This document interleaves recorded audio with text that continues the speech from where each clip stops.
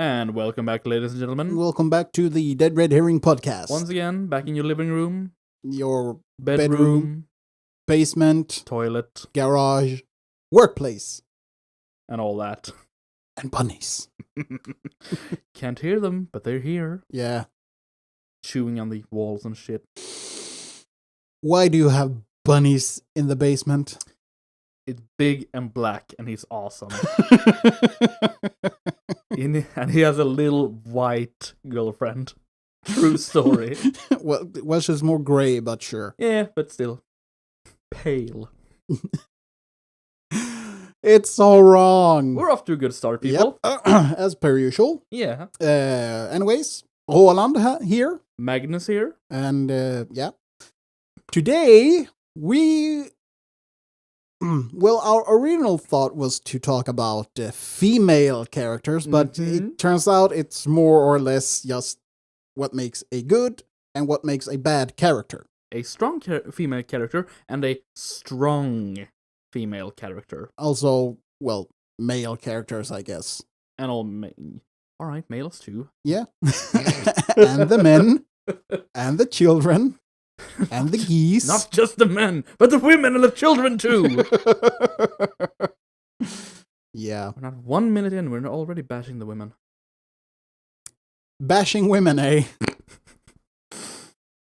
Well, actually, when we were discussing this from the beginning, we're gonna mention Rey from the new Star Wars. Yeah. It's a given. Obviously. And I thought about how wrong the term ripping her a new one sounded in my head. So yeah. Once again, off to a great start. Yeah. But since we're already down the rabbit hole, speaking about the strong female characters, the all too apparent problem with Mary suing today. Exactly. Especially, I'm looking at you, Marvel Comics. Mm-hmm. But it's not only comics. I mean, it's in video games. It's in movies. Literature.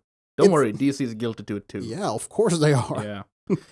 But maybe we should start from the beginning with the term Mary Sue. Where does it come from? You have the history, maybe? Yeah, I have actually. It's from a what was it? A magazine called Menageries Edition. Menageries Editors. Yeah, Menagerie is called. I'm sorry. It's a fanzine magazine for Star Trek. Exactly. And it in 1973, a Trekkie called Paula Smith wrote a fan fiction called, what's it called, Mary Sue, or what was it called? Yeah, something. Yeah, along something the lines of. Yeah. All right, it's called A Trekkie's Tale. We're off to a good start, people. A Trekkie's Tale with the main character, Mary Sue. Exactly. The youngest Starfleet captain ever. Lieutenant. Oh, yeah. I'm sorry. 15 years old. But she sort of gets a position as a captain. She solves all the problems that the long-year trained veterans aboard the Enterprise, because this is the Enterprise. Yes, exactly. She solves the problems that they can't, because she's super mega awesome. And stuff like that. Yeah, exactly. She knows everything, and everyone likes her. Not to forget that. Everybody loves her. She's the best of the best ever. And she solves all the problems, but in the end, she dies tragically, and everybody mourns her, thinking, oh, what a loss. We will never get anyone like her again. Yeah. So, yeah, you can see, the concept of a Mary Sue is kind of lazy. Yeah, it's more really lazy. Very lazy. It's more of a self-projection of yourself. What was it called?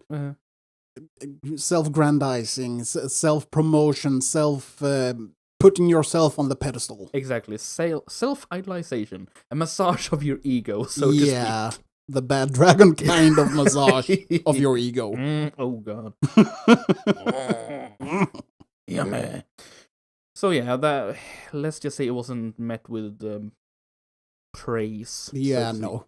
And it's become very very usual in the fanfic community. Yeah, it's really prevalent. Yeah. So, and later we even got a sort of a writer's Mary Sue, or in that case, Gary Stu, with Wesley Crusher. If we're going to talk about Star Trek. Yeah. He was very much a writer-made Gary Stu. Yeah. Or Larry Stu, Marty Stu. Yeah. He's the male equivalent. Yeah, exactly. Knows everything that like you said, the years of training. The veterans aboard. Yeah. Yeah. The problems that no one else could solve, this young whiz could solve. Yeah. I think there's a reason for the quote, "Shut up, Wesley." Yes, quite. Yeah. Not a very popular character. No, the character is horrible. And, I mean, I'm going to say this. I think it's kind of sad that Will Wheaton still has to get shit for a character he portrayed. Yeah. But at the same time, he acts like a real douche. So it kind of evens it out, maybe. Yeah, shut up, Wesley. All right. Maybe enough ripping on. No. Nah, not enough ripping on Wheaton. Anyhow, so it's like we said, it's kind of usual nowadays. At first in the fanfic community, but it has leaked in more and more in the. I think we can actually say that it's more or less taken over. Yeah. Because today, honestly, there's not a lot of female characters that are round characters, so to say. Not very three-dimensional. No depths. They have no flaws, because saying that a female character has a flaw today is sort of saying that all women have flaws. They are nothing but flaws. Yeah, exactly. They're flawed creatures. It's sort of a collective portrayal or projection, rather, instead of just looking at an individual. Yeah. And that makes bad for writing. Yeah. So yeah, when we try to pander these characters like the most divine creature ever, most unflawed, you get very lazy writing. Yeah. And we have a lot of examples within the diversity comics from Marvel. Exactly. Like you said, the Marvel comic, more or less the new modern heroines of Marvel. Yeah, so for example, we got Riri Williams, aka Ironheart. Yeah. And looking at that character, it's so apparent that they don't want to have her as a three-dimensional character. She's there to represent something. She's supposed to be a message. She's there to bash the agenda or the message. Mm-hmm. So, I mean, she's portrayed as the smartest kid ever. And that's the thing. It's always kid. That's millennial speak. Exactly. Yeah. I feel sort of soiled because it's part of my generation. Yeah. Even more your. Yeah, actually. even very much my generation. I feel very insulted about that. And it's always this. They hang up on calling themselves kids all the time. And that's the kids that rule the world. Yeah, old man. And all of their language use is sort of this lazy, how to say it? The latte kid. Yeah, well, it's lazy quotes. There's not really much. Well, it's not very intellectual, so to speak. No, not really. It's very collective, if you want to say. Programming, if you will. Oh my god, we're going down this road again. The NPCs. But sorry. Yeah. But so. Yeah, but exactly. It's all, like you said, the kid. The most kid ever. Yeah. And even like if someone is up in their 20s and all, they're still a kid. Mind of a kid. They're quirky. They're too nerdy and all that. Like, yeah, it's like they're stuck in their preteens or something. Yeah. But there's been a lot of people ripping this subject too asunder, so I don't think we should do it way too much. Yeah. But going back to the Riri Williams character, from what I've seen, I haven't really read the comics because, haven't bothered buying the shit. No, I don't want to pay for garbage. But from stuff that I've seen, reviews on the comics, and so I don't really feel any sympathy for the character. No. She appears to be a true sociopath. Mm-hmm. Her biggest beef in the world is to sort of get back at Tony Stark for not letting her play with his toys, I guess. I suppose, yeah. And stuff like this. And it goes hand in hand with the rest of the diversity characters from Marvel, like Miss Marvel, you got America Chavez, you got, the current Captain Marvel. Yeah, exactly. I don't think we ever defined what makes these characters a Mary Sue, and let's just name drop a specific description of what makes a Mary Sue. Mm-hmm. A Mary Sue, I know, a little late for description, but... Yeah, well, definitions are good, so... Yeah, I mean... exactly. A Mary Sue is someone that has incredible knowledge of almost everything. They are capable of fixing almost every single problem at hand. They are unflawed. Mm-hmm.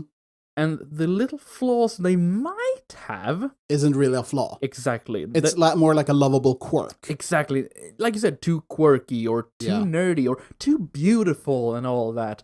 Note, these characters are just egotistic projection of the writer. So it's basically a idolization of their own ego. Yeah. Note that when you read these characters. It's like someone said about the new She-Ra. Yeah. It's an idolization of the new creators. So it's like, yeah. The new She-Ra, it looks like I was thinking about a boyish space marine. Looks fairly butch. Yeah. I mean, too big, too muscular. That's not the bone structure of a female. That's for sure. Not even a 11-year-old female. Nah, well, isn't she supposed to be like I have no 17, idea. 18 or something like that? I think she's supposed to be young, though. Yeah, well, she's... I'm not the target demographic for that. No, okay. From what I know and from what I've understood of the new She-Ra series is that the characters are supposed to be somewhere between 16 and 18, where in the old 80s version, the characters were older. Yeah. The demographic has changed a bit to younger, especially younger girls. But, it's... I thought the series was horrible. I mean, the art was bad. The consistency was really bad. I hated the characters. And once again, total Mary Sue. Yeah, really Mary Sue. Well, because if we have more of a description, always loved by everyone, no matter what. Well, actually, they tried to make it a non-Mary Sue, but they failed along the way, I feel. Like I said, they're lazy. Yeah. But I have a list here of classic behaviors or things that consist of a Mary Sue. Yeah. Beauty, usually with exotic features.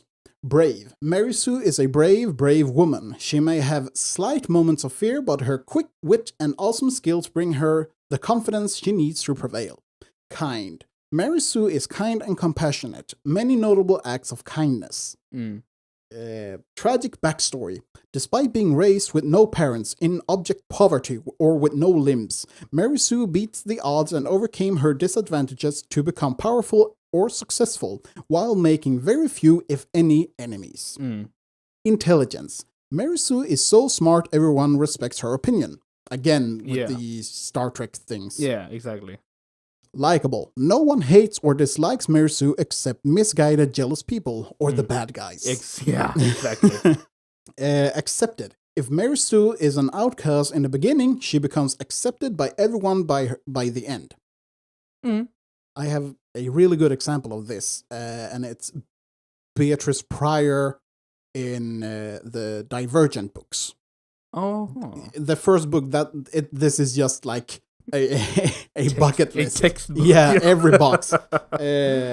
See here. Nothing to worry about. Mary Sue won't starve and she won't be homeless. Good things come to Mary Sue. Always. Triumph in the end. Mary Sue wins over evil every single time. And last here on the list, special abilities. While most Mary Sues can do anything, each Mary Sue has exceptional, almost superhero-like talent in at least one or two areas. Yeah. And that's even more obvious with the heroines. Yeah. And imagine all these Marvel heroines we listed there. Yeah. Fits like a fucking like a motherfucking cookie cutter. If you want to say like that. Yeah. But yeah, fits like a charm, like a glove. And I have a short list here. Yeah, I mean, I was gonna name drop because someone stop this bad man. We have Lily Evans Potter, and I mean, even though she's not really partaking in the story, she's just described. But the way she's described, everybody loves her. She's the most awesome ever. She was an outcast, but I mean, she got up. She was respected and all, and then. Even though she was killed, she left the most precious thing she could to her child, her love. And everybody remembers her, and what a crisis, what a loss. Basically, it was a love ward. Yeah. To be like that. I mean, that really ticks off the Mary Sue list. Yeah. We got Elizabeth Bennet from the Pride and Prejudice book.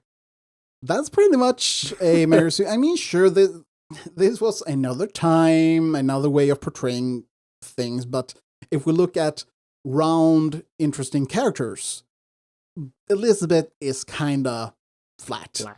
Yeah. I mean, she's loved by a handsome rich man, and everybody she meets likes her, and she's the apple of her father's eye. Yeah. Yeah. We got Katniss Everdeen. Yeah.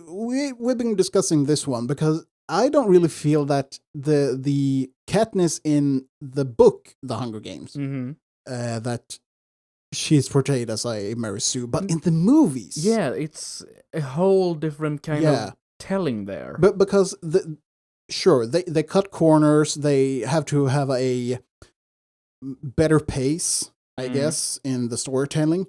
But the problem is that they cut away a lot of her backstory and the depth that should be to explain why Katniss is the way she is. Exactly. And also, I feel that they raise the character a bit too much because everything she does, she succeeds at. Yeah. and I feel like just going on about Mary Sue's feels kind of lame because it's not really the problem that they're Mary Sue, that it's female characters. My problem is that this sort of storytelling is lame, it is lazy. It goes for male characters as well. Exactly. So, I mean, Superman. God, I dislike Superman. Yeah. Even though a lot of people like him, he's the most good guy ever with superpowers like he has. I mean, I think the character is lame as hell because Superman has no flaws. There's no drama. No. It could be drama, but there's no... They create drama, but I mean, there's no character progression. Exactly. I was gonna say it's kind of a messiah picture. Yeah. And that goes for all of these Mary Sue, Gary Stu, all that. They're kind of a messiah raising. But, and it woke a question in me last night when we had a little talk, you and I. Was Jesus a Gary Stu? Well, I guess he could be seen as a Gary Stu. But like you said, he also had he had flaws. Jesus did have flaws. I mean, he let loose the rage on the traders in the temple. And he had... That's all the fun. What would Jesus do? He wept in the garden before facing crucifixion. Yeah. And well, speaking of the moral the morals of the man. He hang around with hookers and lowlifes. Drank alcohol. Yeah, well, what else could you do back in the days? But I mean, the thing with Jesus is that he was supposed to be human. Yeah. And even though he is the Messiah according to the good book. According to Christian mythology. Yeah. Well, yeah. Mythology.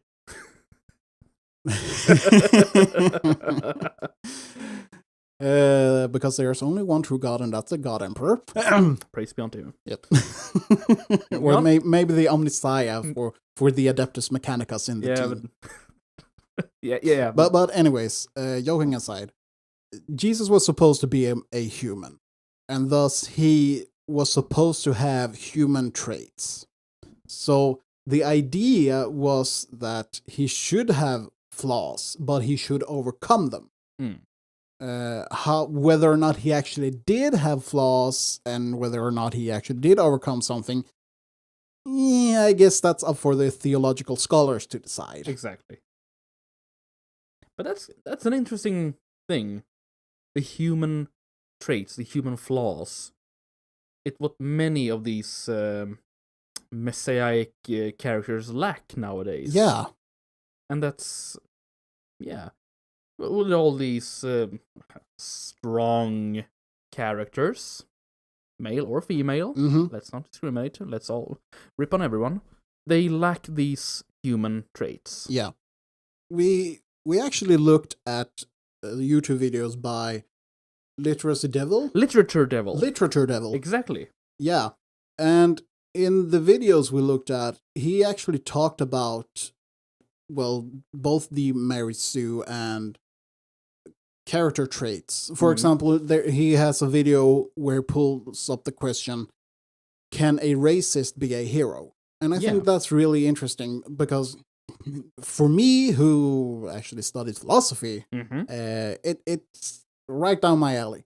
But when it comes to the portrayal of female characters today, the main problem is that whenever you have a female character, she represents all women. Yeah. If you have a minority character, it represents all minorities.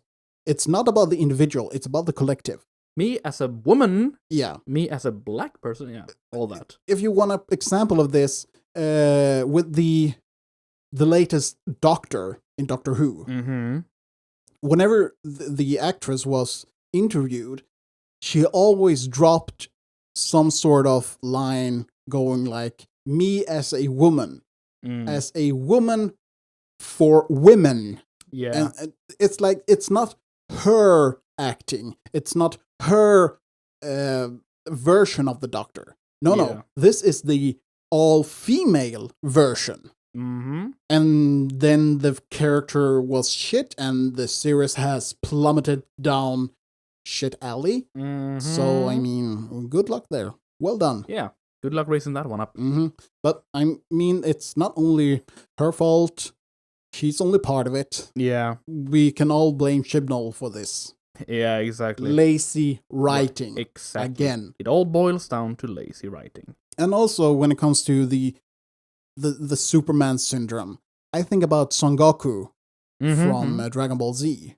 Even though, sure, he gets his ass kicked and he dies and stuff like that. But the thing is that every time he comes back, he's always bigger and stronger. And not in the sort of, well, I've been enlightened and I've actually... My character has developed. Yeah, I've overcome this thing and now I have the strength to carry on and beat my opponents. No. It's that, oh shit, I died. I was defeated. I'm gonna train. I'm gonna go Super Saiyan level 2. It's like... I'm gonna scream even louder because I think that's how Dragon Ball Z works. It's like, sure, the Dragon Ball is a martial arts manga, and Akira Toriyama, he can only make like 2 male characters and 1 female character. But it's still, there is no real progression with a character. It's always, oh shit, I got defeated. I'm gonna train. I'm gonna level up my strength. for this min-maxing and come back, bash it, and then it's like, okay, I defeated my enemy, and now I'm gonna go back to eating. Weird. Yeah, I know.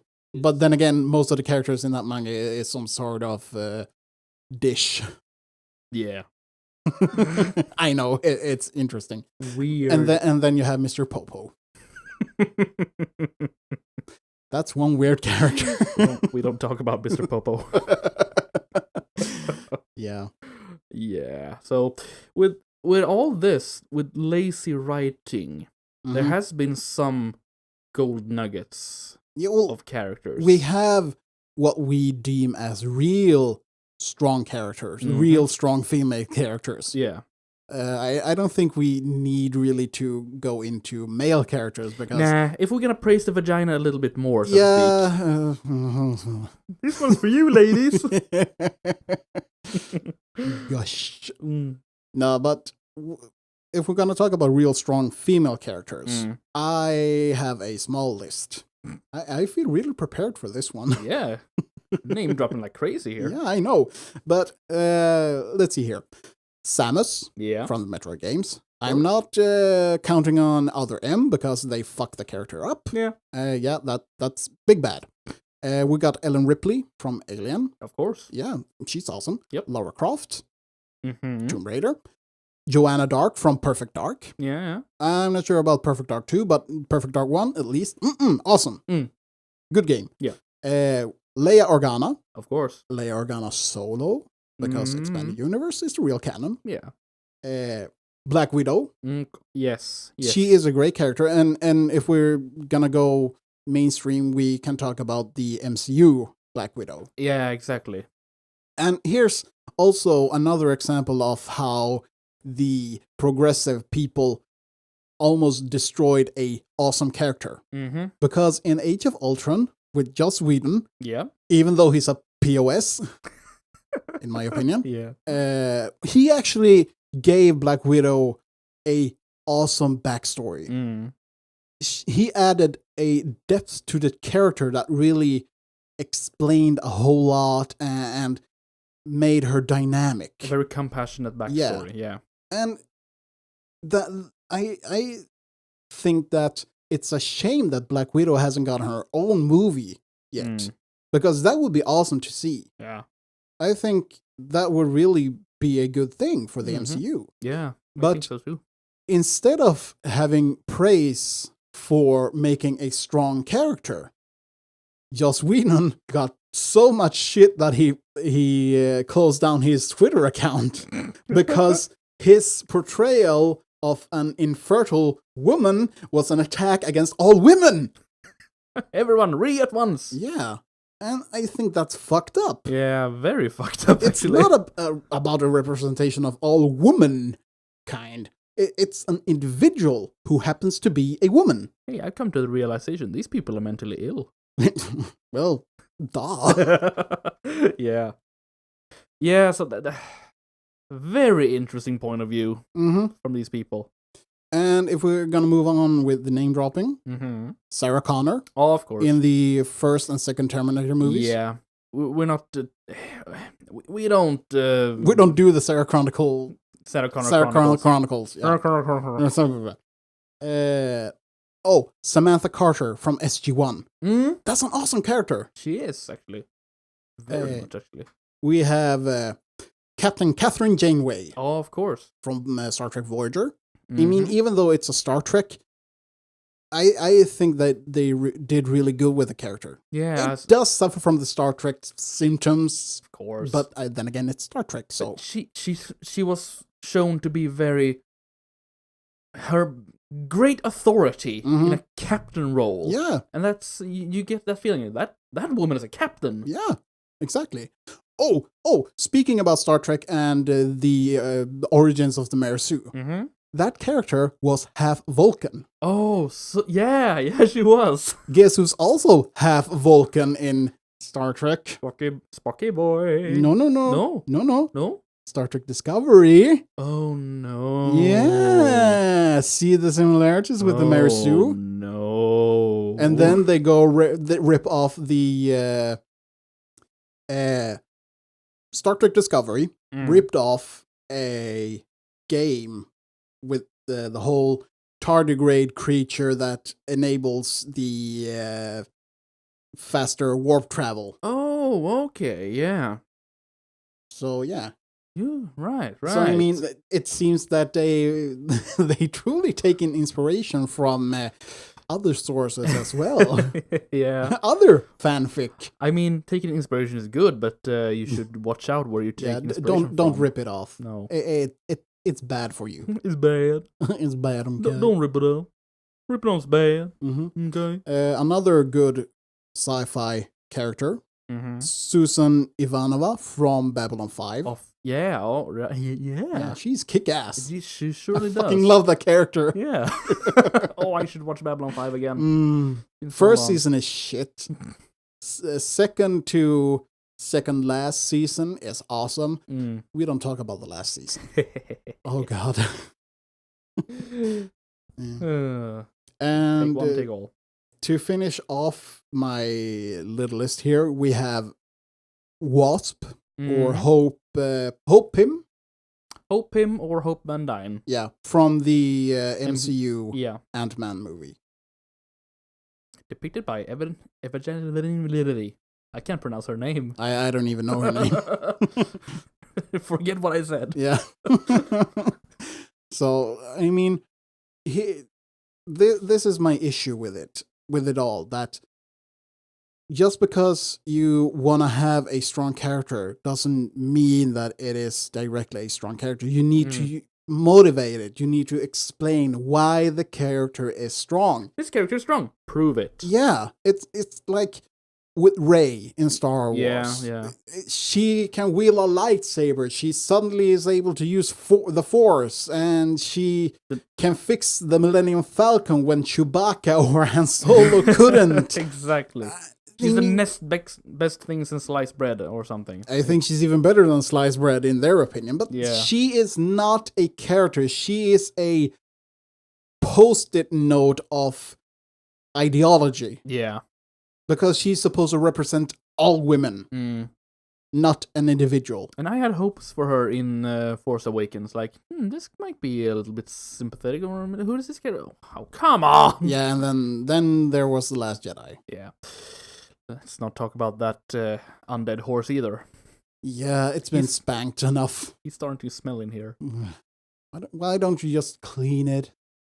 Clean it out! Remove the corpse! He scares me. He growls at me. It whispers to me.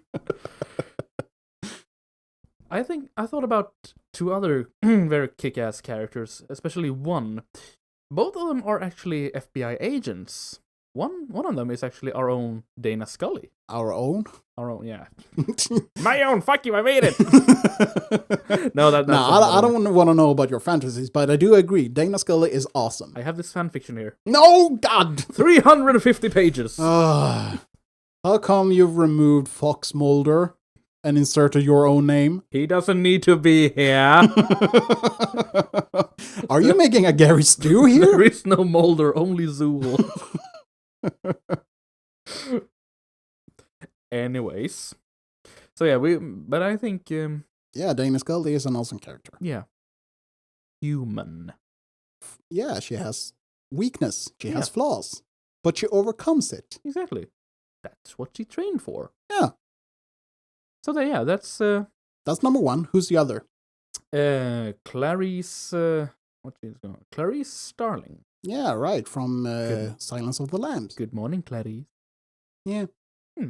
Yeah, I think that's a good character. I mean, she also have flaws, weaknesses. Yeah. She's human, but she's also a trained FBI agent, so, She has a backstory. Yeah, exactly. And the thing is that she's a character, and not singled out as a female character. No, exactly. And that, I think, for me, that is actually my greatest pet peeve with all of this, is that they have to single it out as a female character. Why not just go with, it's a character that happens to be female? Yeah. I mean, it's not wrong to say a female character or a male character like that, but the annotations when it comes to calling someone or something a female character, yeah, it just then you need to flesh it out to be an acceptable female or male character. But because the problem is that when you use female characters, suddenly you have the big D knocking at the door. Yeah, and we're not talking about the dick here. No. Imagine that. Big dick knocking at the door. That's the big dick joke. Mm-hmm. But yeah, the big dick that is called diversity knocking at your door. Yeah.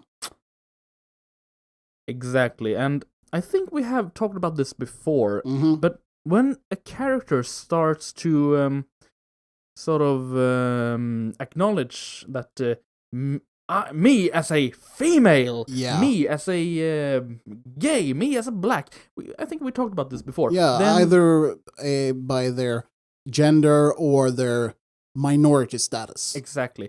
Then they lose all kind of character depths, in my opinion. Yeah, and credibility. Exactly. Because at that point, they're no longer a round character. They become a trope. Yeah, exactly. And I mean, the female Marine in Aliens... Yeah, Vasquez, exactly. I mean, they acknowledged she was a woman. Yeah. But she was a Marine. She was there to do a job. Yeah, exactly. And they didn't like... Yeah, a female Marine? No. It was like, yeah. Get your groove on, soldier. Ever get mistaken for being a man? No, do you? Yeah. I mean, they make fun of that, and she's making fun of it back. It's awesome. Yes, talking smack. It's awesome. We need more of that. Exactly. A believable female, strong character. Yeah. Again, Ridley Scott did really good with the Alien movies. Did Ridley good?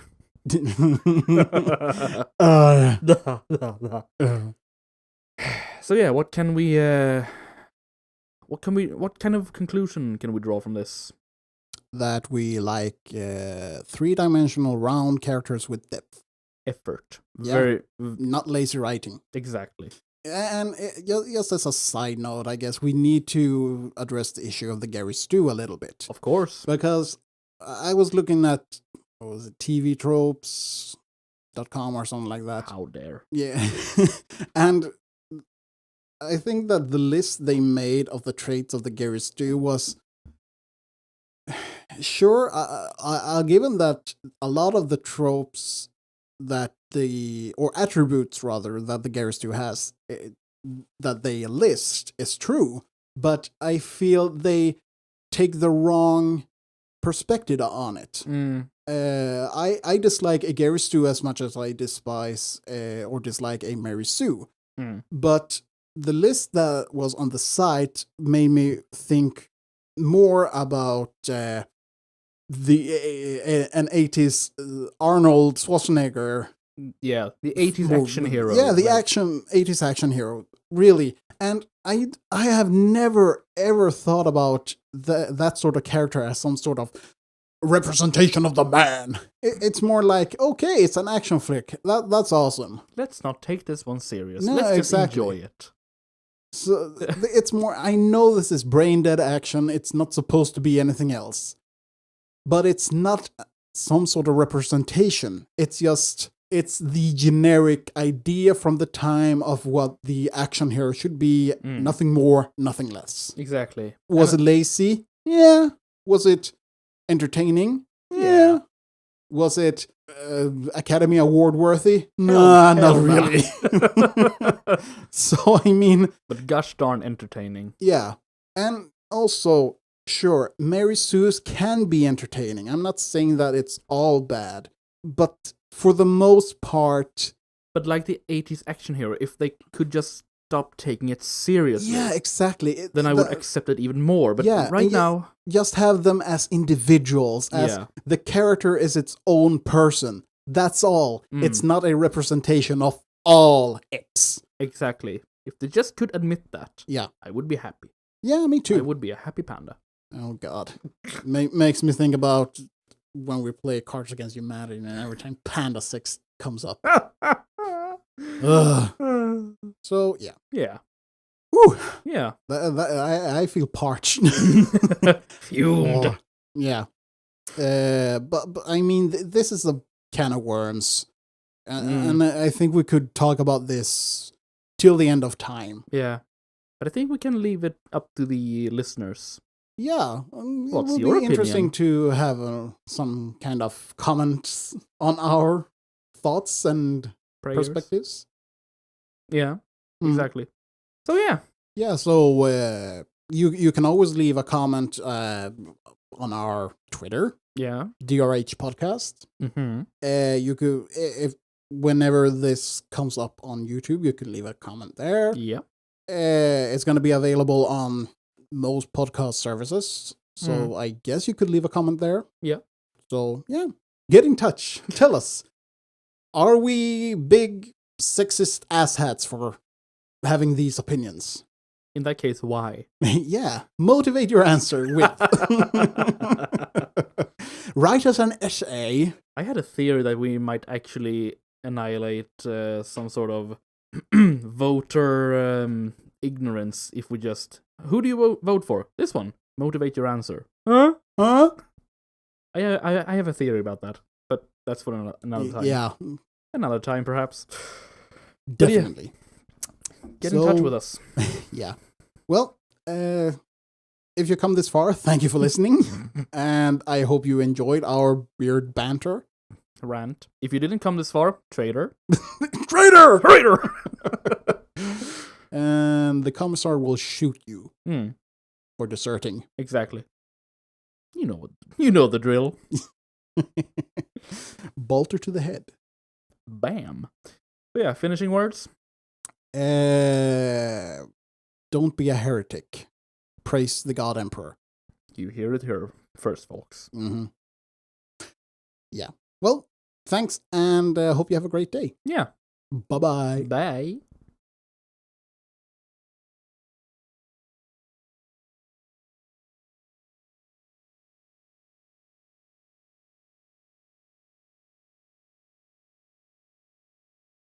Merc.